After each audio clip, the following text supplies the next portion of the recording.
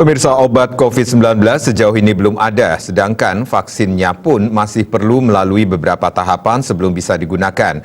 Jadi satu-satunya cara untuk melindungi diri dari COVID-19 adalah 3M, yakni wajib memakai masker, wajib mencuci tangan dengan sabun dan air mengalir, serta wajib menjaga jarak. COVID-19 masih menghantui dunia. Kasus terkonfirmasi positif COVID-19 masih bermunculan setiap hari. Selain itu masih ada pasien COVID-19 meninggal dunia. Obat COVID-19 sejauh ini masih belum ditemukan. Sementara vaksin COVID-19 masih harus melalui sejumlah tahapan sebelum akhirnya bisa didistribusikan kepada masyarakat. Jadi satu-satunya cara yang harus dilakukan adalah kedisiplinan masyarakat dalam melaksanakan protokol kesehatan sebagaimana yang disampaikan Ketua Satuan Tugas Penanganan COVID-19 Doni Monardo.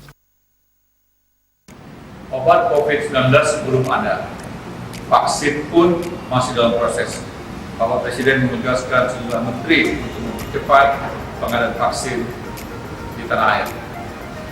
Oleh karenanya, vaksin terbaik saat ini, sampai dengan menunggu vaksin yang sesungguhnya dan obat bisa ditemukan, adalah protokol kesehatan.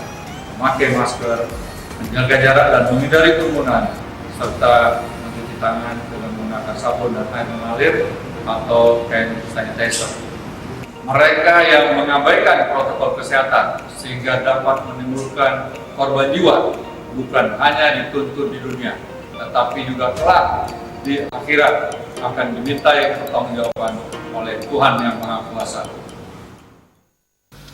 Oleh karena itu, masyarakat diingatkan untuk selalu ingat pesan Ibu, mari menjadi agen ubah laku dengan melakukan 3M, yakni wajib pakai masker, wajib cuci tangan dengan sabun dan air mengalir, dan wajib jaga jarak.